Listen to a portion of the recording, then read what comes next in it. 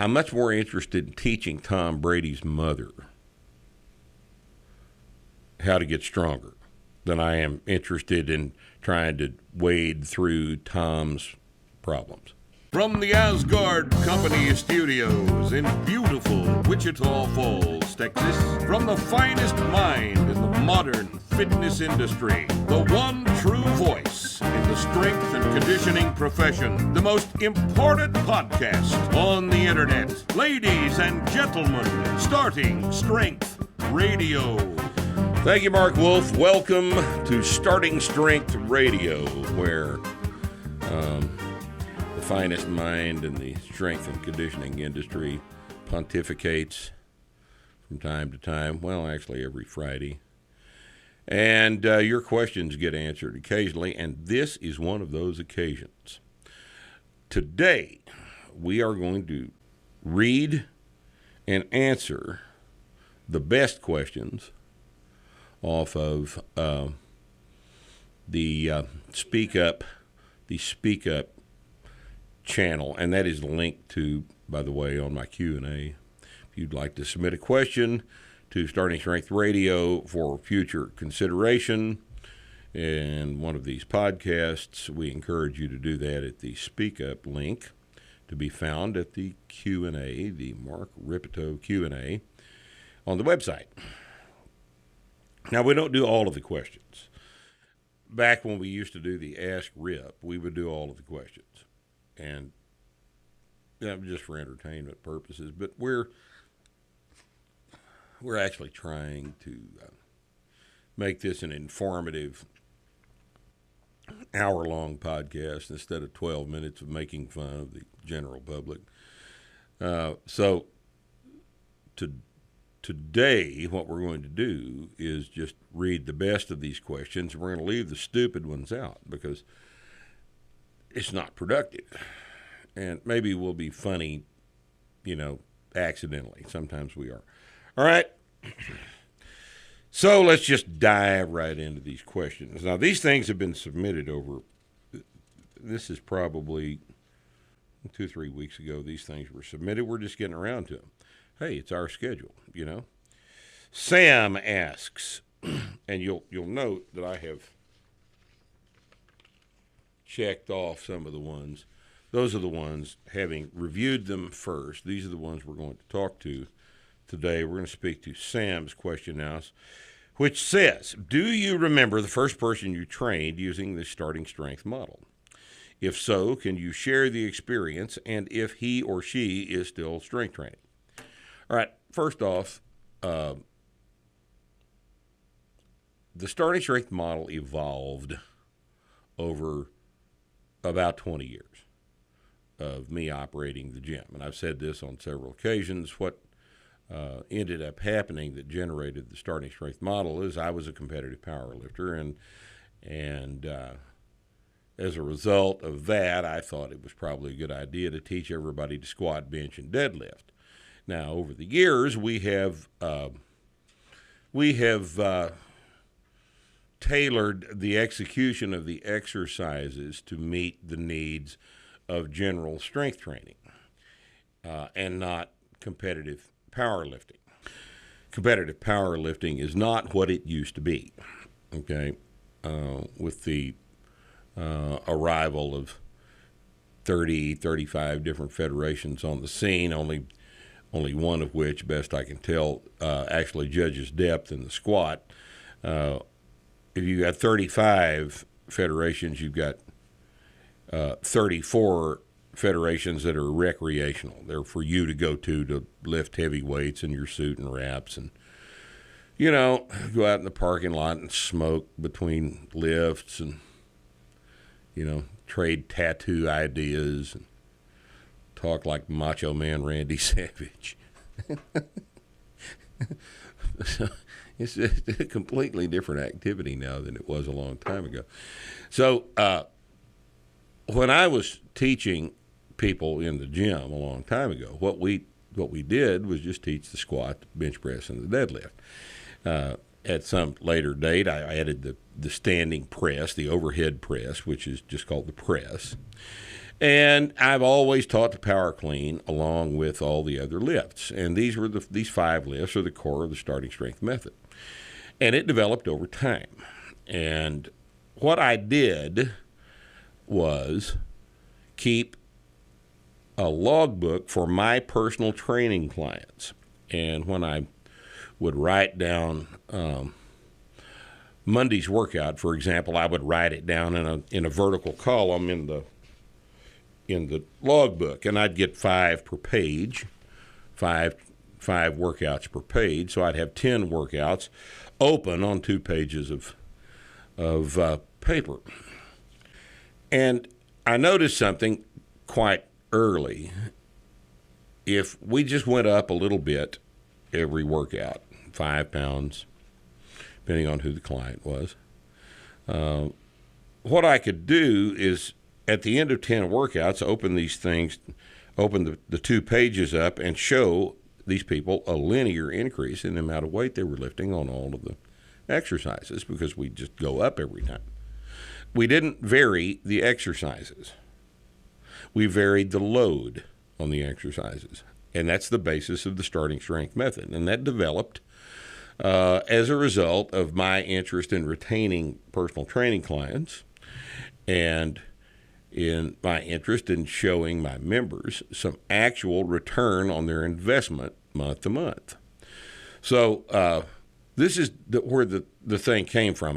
This was not in a published paper. I've never read anything that even indicates any activity in that direction in a journal article. I developed this method using the general public. There have been some people recently say that the starting strength method included power cleans because I developed the method for high school kids. Nothing could be further from the truth, because I've never had any significant number of high school athletes in my gym at any one time anyway, because they're not allowed to come in. Because if you're on a high school varsity sports team, your training is controlled by the lunatics that run that program, not me. Because they're not going to let me have control of something that they desperately want control of, because high school coaches are, they're about control. You may have noticed that. And so that was never a factor. What it was, this is just a commercial effort on my part to demonstrate progress from workout to workout, week to week, month to month. And that's where it developed. It developed out of the power lifts done in a progressively heavier manner when I was running the gym. Now, since that's the case, I don't remember who the first one was. No, because the program developed. I didn't just write it down one day and go. It's not what happened. It just occurred over time. And I've still got 2 or 3 members now that are members of the gym right now that have been members with me the whole time. But most people's training history, there's an attrition rate, a rather high attrition rate in any gym. Most people don't train all their lives. And if you keep a member for 3 or 4 years, that's pretty good. But usually life presents things to compete with your training, and most people just go ahead and stop after a while. So no, I don't have the information for you about who was first and are they still training, because of the way the whole thing developed. Okay. Now, Anonymous asks, which articles or sections of the book do you think have been underappreciated or perhaps misunderstood by your audience? Nobody reads the book. Nobody reads the book. What are you talking about? The whole damn thing has been misunderstood and underappreciated because you didn't read it either. All right, you read at it, but you didn't read it. Now, did you? When you got the book, you started thumbing through it and tried to find the workout that you wanted it to help you with, and then you did that, but but you didn't read the book. Practical Programming, you certainly as hell did not read Practical Programming, because it's dense and it's busy and it's got a bunch of complicated concepts in it, and it's a textbook. It's not light reading. It's not People magazine. It's not Muscle and Fitness. It's not what's one of the publications they've got now? I haven't even kept track. Is Flex still being published? Probably. You hadn't seen it, I in haven't seen it. Men's Health, Men's Fitness. Those two are. Those are the big ones. Those are the two big ones. Is there a Women's Health? Yeah. That's about like lipstick, though, right? About getting your butt bigger. Bigger butt. Okay. Well, so those are what we're competing with, and they're easier to read than our shit. Starting Strength is a long book. It's a complicated book. There's 60 pages about the squat. No other book in existence devotes 60 pages to the execution of the squat. Practical Programming is a textbook. It's the most thorough treatment of strength training that's ever been published. And no, I doubt you read it. I really doubt you read it. I think you might have a copy, but I don't think you actually read the thing. So you don't really know what's in it, and as a result, you misunderstand it.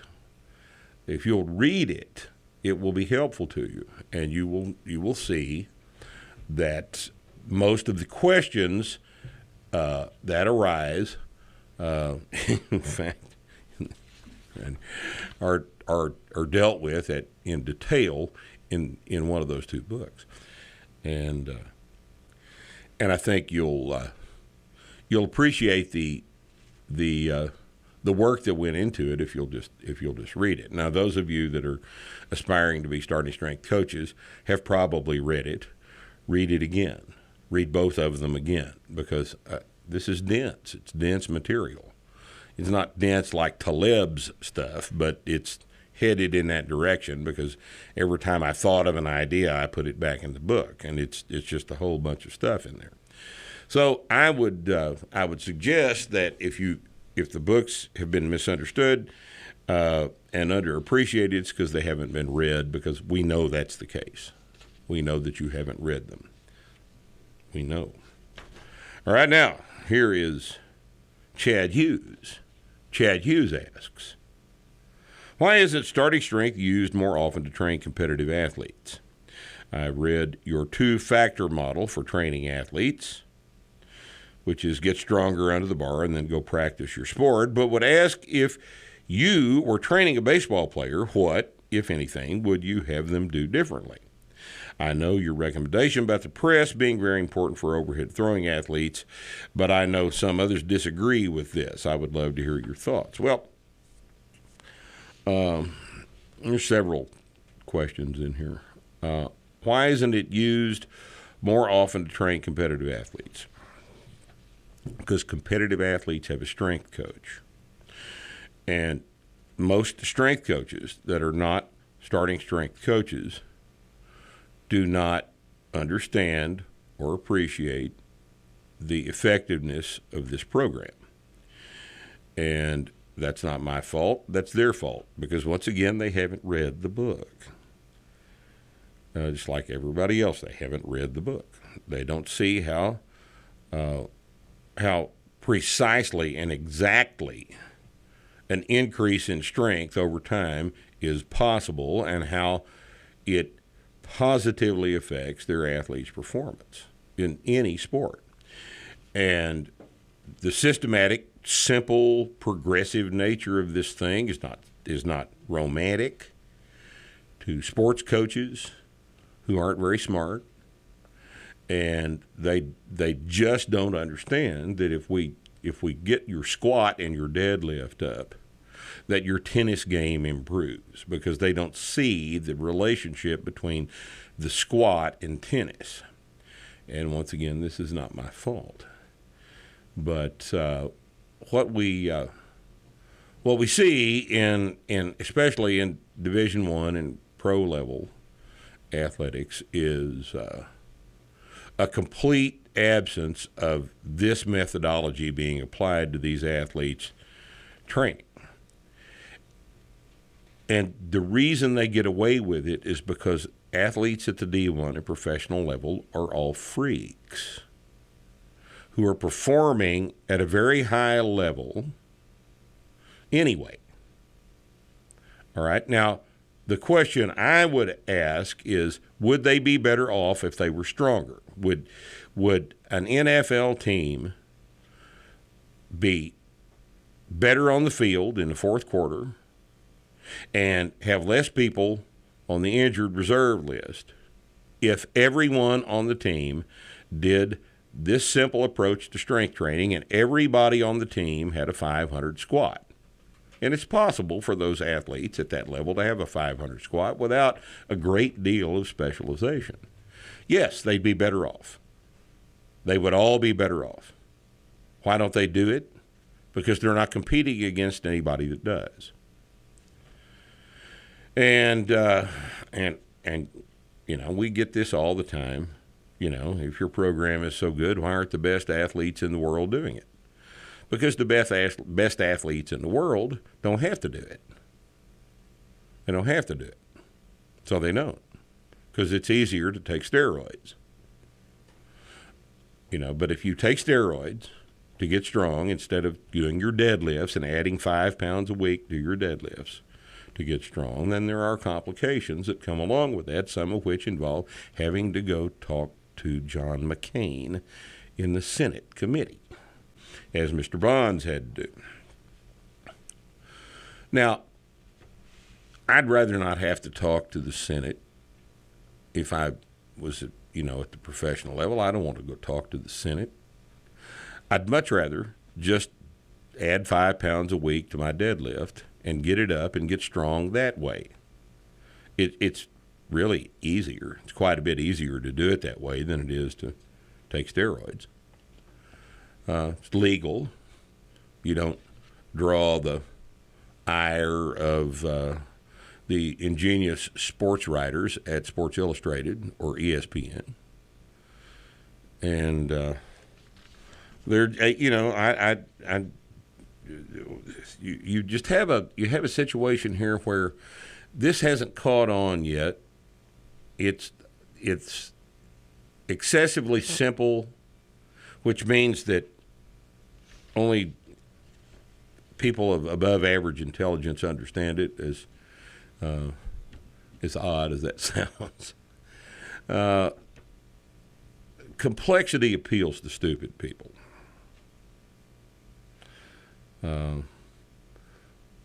That may seem harsh, but that's actually the case. Complexity appeals to stupid people. Occam's razor being an extremely important concept here. Look that up. And I think you find that extremely elite athletes are extremely elite athletes because of their genetics, and the trainers of extremely elite athletes are hiding behind the genetics of the players. We've said that for decades, and that remains to be the case. Some of the very worst strength and conditioning people, strength and conditioning professionals working in sports are found at the pro and D1 levels, because you don't have to be good if you're dealing with athletes of that caliber. And that's the case.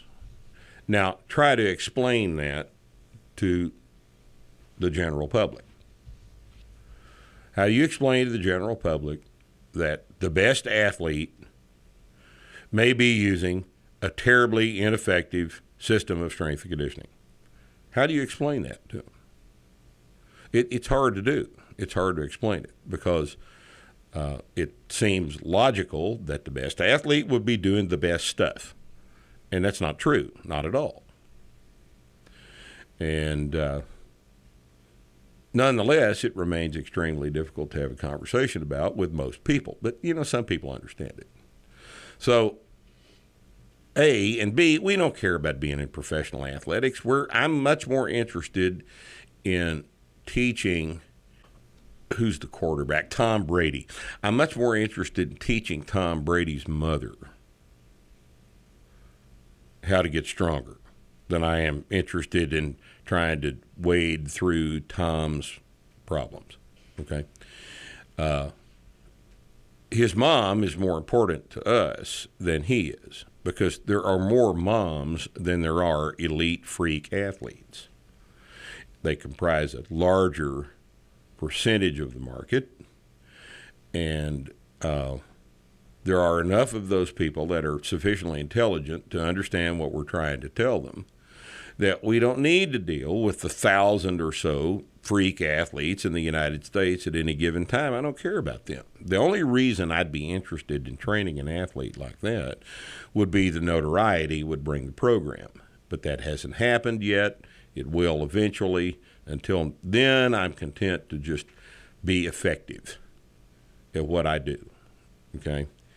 Now, the second half of that question, how would I train a baseball player? Well, I'd have him press. Yes, I know that physical therapists don't understand that pressing overhead is good for the shoulder. Once again, that's not my fault. Physical therapists don't understand lots of things. And maybe we'll do a little expose on physical therapy here one of these days. But I don't know how to explain any more thoroughly than I've explained that shoulder impingement does not occur in an overhead press. We've demonstrated that anatomically. Experience has shown it. In fact, there are several physical therapists that have realized this and are now using our overhead press method to rehab rotator cuff repairs. A strong shoulder is a healthier shoulder and a more injury-resistant shoulder. If that's complicated, I'm sorry, but that's just all there is to it. So if I was going to train a baseball player, if I was training a baseball player, he would, guess what? He would squat, he would press, he would bench press, he would deadlift, and he would power clean. He might even power snatch, since he's a good athlete and he can learn that movement without a lot of drama. And then I would have him practice on the field, just like we do everything. Baseball is a perfect example of how the two-factor model directly applies to what they're trying to do. So, those are my thoughts on that. So, next, Ryan wants to know, can you sell your Wichita Falls Athletic Club meat shirts to the public? They're cool. Yeah, we can do that, Ryan. I think we do. I think they're on Amazon. Where are they obtained on Amazon? Just search WFAC Strength Lifting. WFAC Strength Lifting, and the shirts come up. Beat you to it, didn't we? All right, now, here's a little more involved question. It's also from Anonymous. Why do you think people don't want to list their names when They don't want to be put these questions? Rip. I haven't ridiculed anybody because of their name. You know, like if somebody lists his name as like Monkey Vomit, well, you know, that might draw a little criticism. But some guy named Jeff Hairston, why would I make fun of his name? Yeah, I mean, I'm sitting here with Ripito, right? Doesn't leave me a lot of room to make fun of other people's names. Yet, Anonymous is popular here, all right? How much pain do you think is a good sign to make us rethink about our lifting technique or programming? I'm not responsible for the grammar. I'm sore and have pain here and there all the time ever since I started lifting weights. Well, this is going to take a while, but I think it's probably good to go ahead and differentiate between a few things here. Soreness can be interpreted as pain. When I think of pain, I don't think of soreness. Soreness is chronic. It's systemic. It's all over a group of muscles. It's a result of eccentric loading. Look that up. And it's a normal consequence of training. Although bone deep, horrible soreness all the time is neither a sign of intelligently designed training or something good for you. Soreness does not make you stronger. Lifting more weight than you did last time makes you stronger. That might also make you sore, but the soreness isn't the point. And if you're training because you like the feeling of being sore, grow the fuck up. You know, we're not here to help you pay penance to some idea that you've got that you're guilty of something. Okay, we're not. That's not what we're doing. You can go on all the way through a 6 months novice progression and be badly sore one time. That's all. And if you're badly sore all the time, something's wrong with your programming. You shouldn't be badly sore. But soreness, once again, I guess it could be interpreted as pain. But when I think of pain, I think of acute pain in one area, in a joint, or a muscle belly that's torn, or something else that is a result of an injury. Injury and soreness, delayed onset muscle soreness, are two completely different sensations, and they're two completely different events.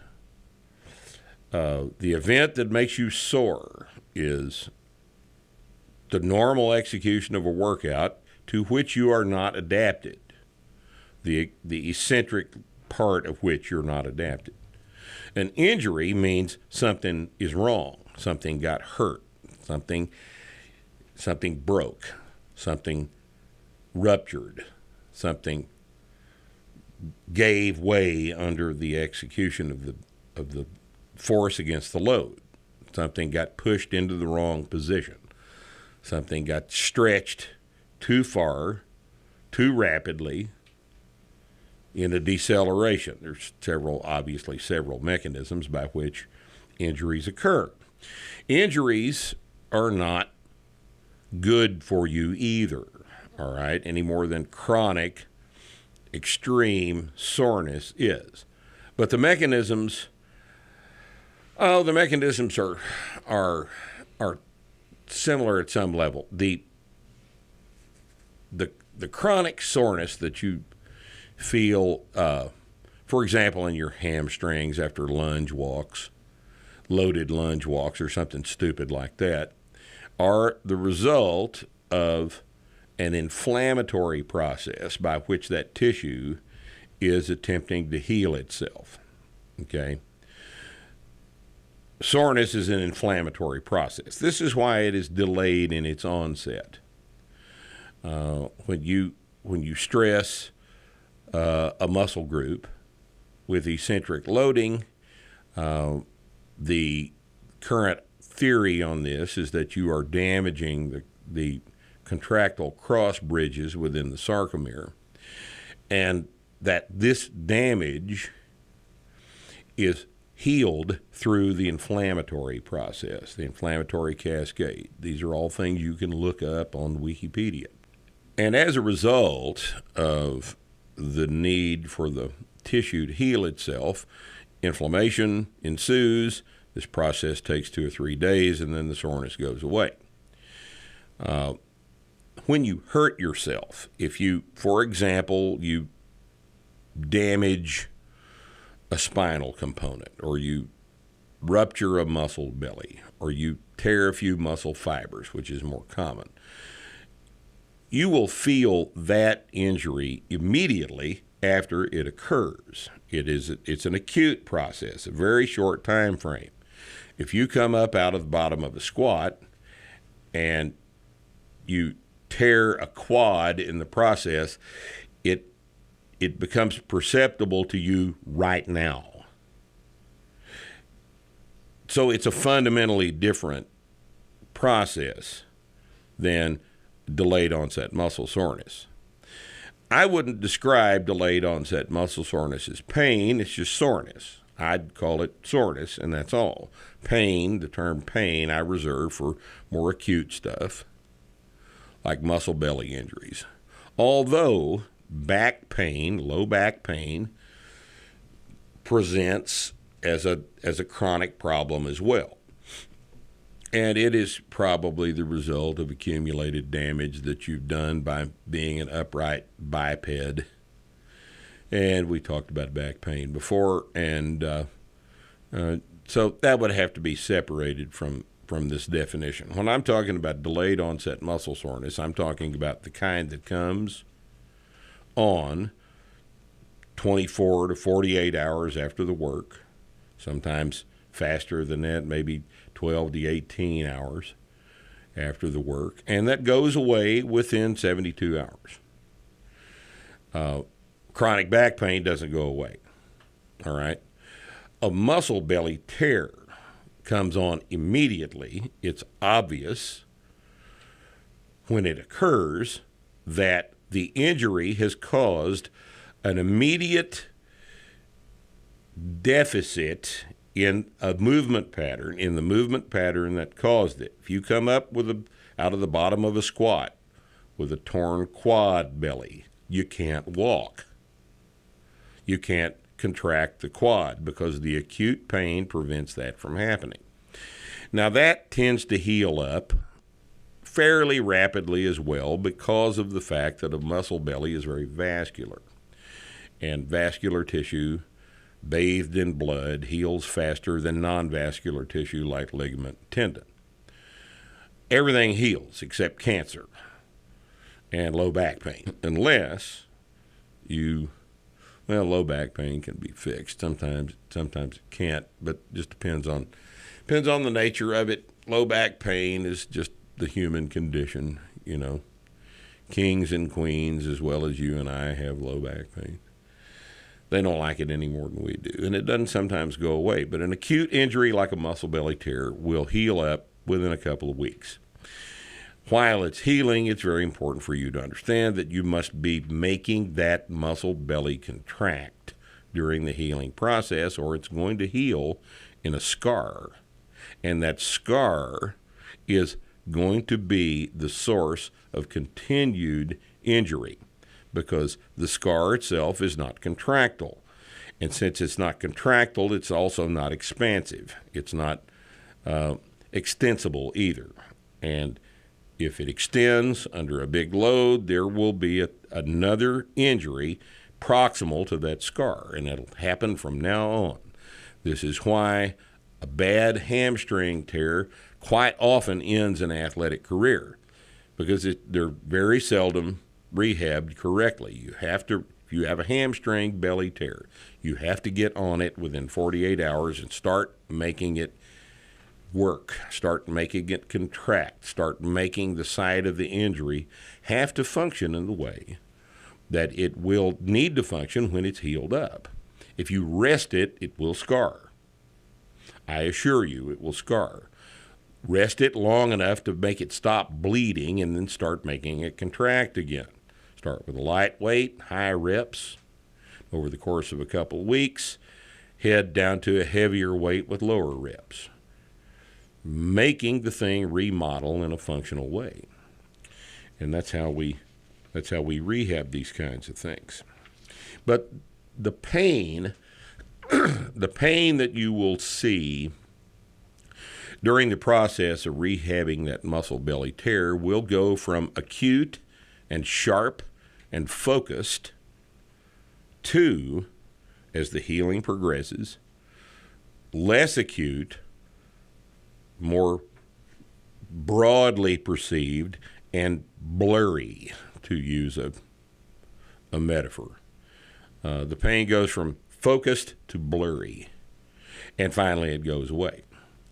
And if you do it correctly, muscle belly tears are fairly amenable to healing.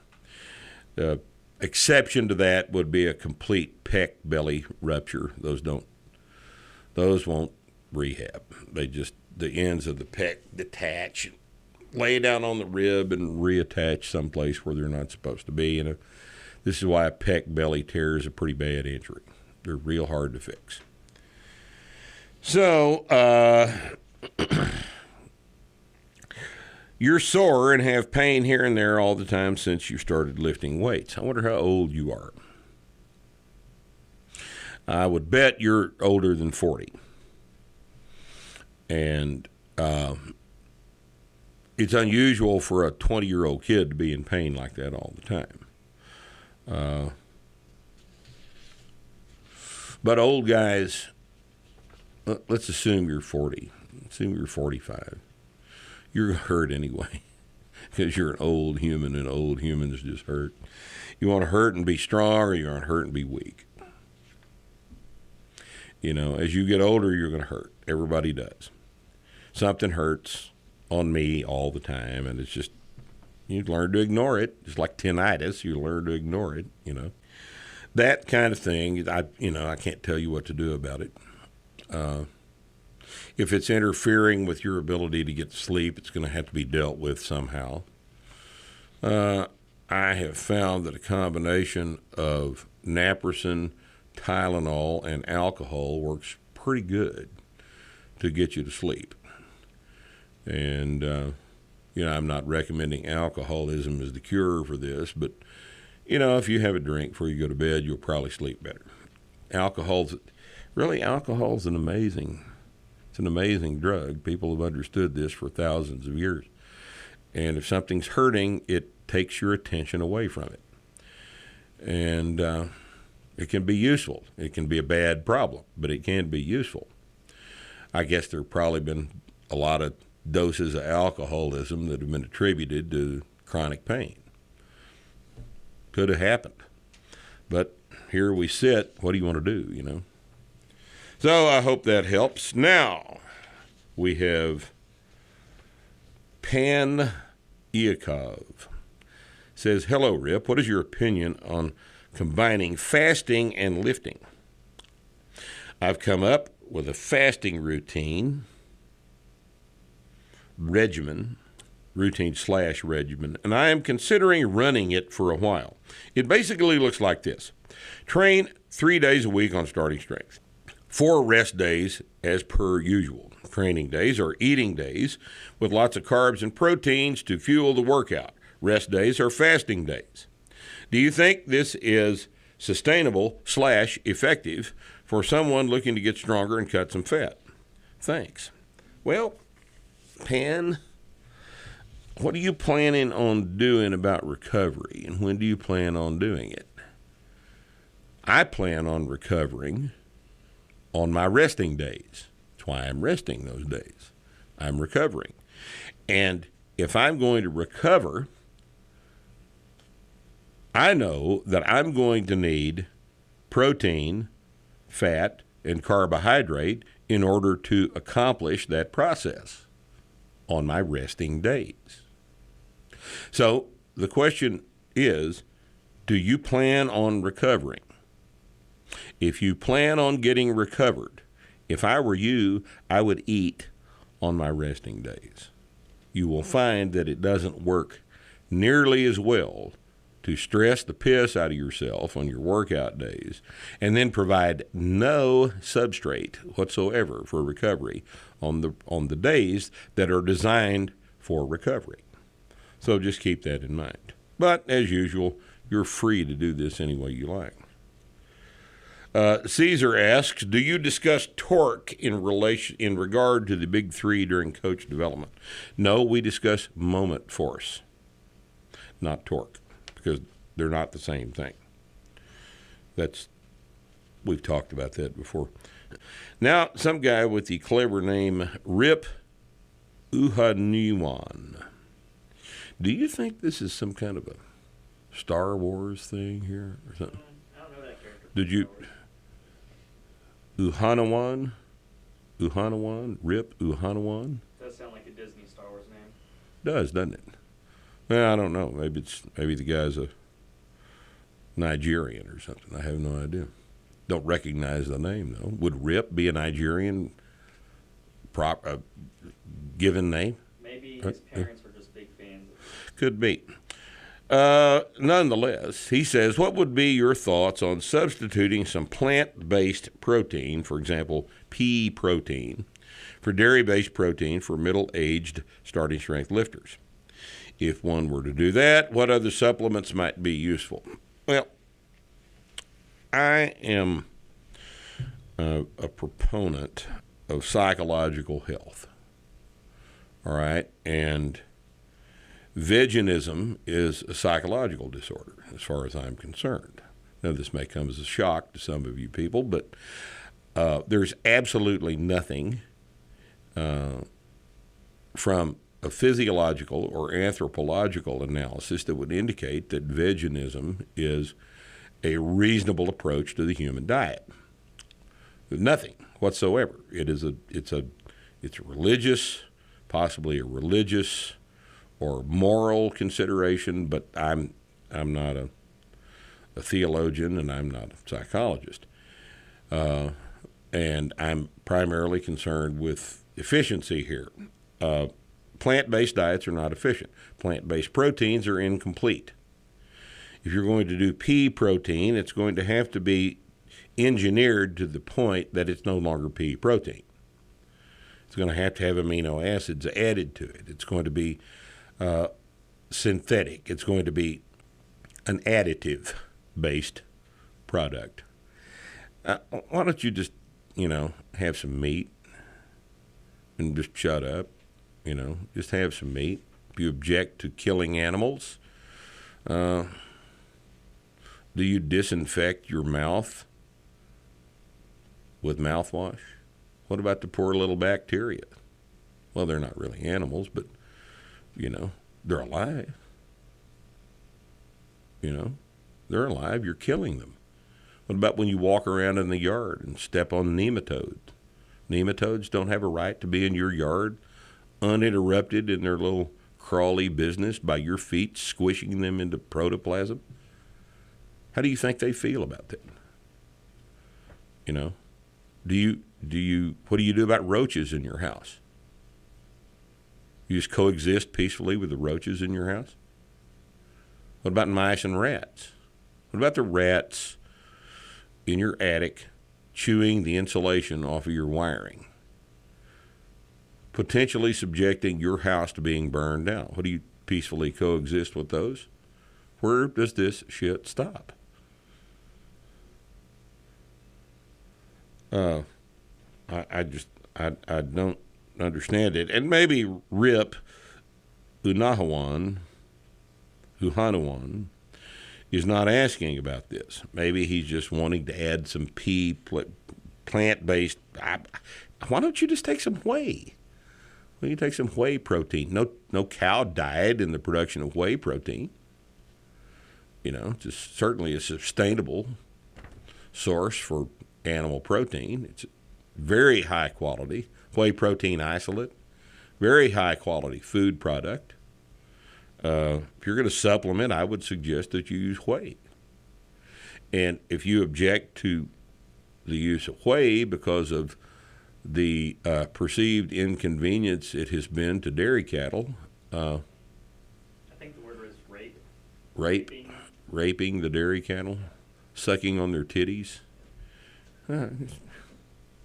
Well, I never thought about it like that. Okay, well, I guess we are raping them. Even if there's no penetration involved, could be considered rape, right? Oh, that makes me uncomfortable. So, all right, now, Anonymous is a novice, and my stomach can't even take 2 full glasses of milk without extreme pain and constipation. What should I do? Serious question. Stop drinking milk, you moron. Don't drink milk. I don't drink milk. If it's murder in you to drink milk, don't drink milk. Have you tried Fairlife? It's apparently a tasty alternative to lactose-bearing milk. It's a lactate-treated product. It's delicious, widely available these days. Give it a try. But if milk is producing extreme gastric distress, don't drink the shit. Nobody told you had to drink milk. Are you people still laboring under the delusion that I want everybody on the surface of the planet to drink a gallon of milk a day? Good God, get over that. That's so 12 years ago. You know? We've never said that. And that's stupid. And if you think that, you're a fool. I don't drink milk. I hadn't drunk milk in 30 years. I'm not trying to grow. I'm a fat old man. I don't need to grow. And if you're a skinny, underweight, 18-year-old kid, yes, drink a gallon of milk a day, maybe a gallon and a half of milk a day. But I have never suggested that you have to drink milk if it's not appropriate to your particular situation, and there are certain circumstances under which you need to drink a whole bunch of milk, but there are far more circumstances under which you need to not drink any milk at all. Did you hear what I just said? More people need to not drink milk than need to drink milk. All right? Okay? Not everybody needs to drink a gallon of milk a day. Okay? God damn. Wait. So if I'm 38 years old and 325 pounds, should I drink a gallon of milk a day? So Nick asks if he's 38 years old and 325 pounds, should he drink a gallon of milk a day? Well, maybe. Yeah, I mean, you got to drink a gallon of milk a day. Go mad and shit. How else are you going to go mad? How else? Oh, what about Bree? Bree, who's a female, 31 years old. 146. 146 or something like that. Should she drink a gallon of milk a day? Oh, maybe. Okay. You know, everybody needs to be fat like us. Chocolate milk? Chocolate milk, yes, absolutely. Right. All right. People are stupid motherfuckers. They just really are. They insist on, this is, once again, goes right back into not reading the book, not reading anything. You know, the standard Facebook situation is read the headline and start typing, right? Isn't that what you do on Facebook? Maybe the first paragraph, maybe just half the first paragraph, and immediately start recording your ultra important thoughts on this subject. I just want to state that I'm 30, not 31. She's 30, not 31. I remember when that was important. I remember a long time ago when that was important to me. So D. Greer asks, hi, Rip. Well, D didn't ask hi. He said hi. What are your thoughts on intersex individuals in regard to participation in sports and training in general? As I understand it, intersex is different from a trans person. Is there an impact on neuromuscular efficiency such that there could be an intersex individual with the external appearance of a female but with the neuromuscular efficiency of a male? Should this person be able to compete in women's sports? Well, we debated on whether to include this, but I think it's important to understand that these people are extreme outliers. You know the name Caster Semenya because she's been in the news recently. She's an XY chromosome female. She was born with and assigned the congenital sex of female at birth because of her physical appearance. I don't know all of the physiological details of Miss Semenya's situation. I understand that her testosterone levels are high and have been high for quite some time, and therefore, if she was XY in the womb, she probably was exposed to in utero levels of testosterone that were higher than other females. So you're asking, what do we do about Caster Semenya? And I don't know. I don't have the slightest idea what we do about Caster Semenya. Fortunately, it doesn't come up that often. I'm glad I'm not in a position to have to tell her that she can't compete in the women's division. I'd hate to have to tell her that. would it be fair for her to contribute to women who did not have the advantage of in utero testosterone? I don't know.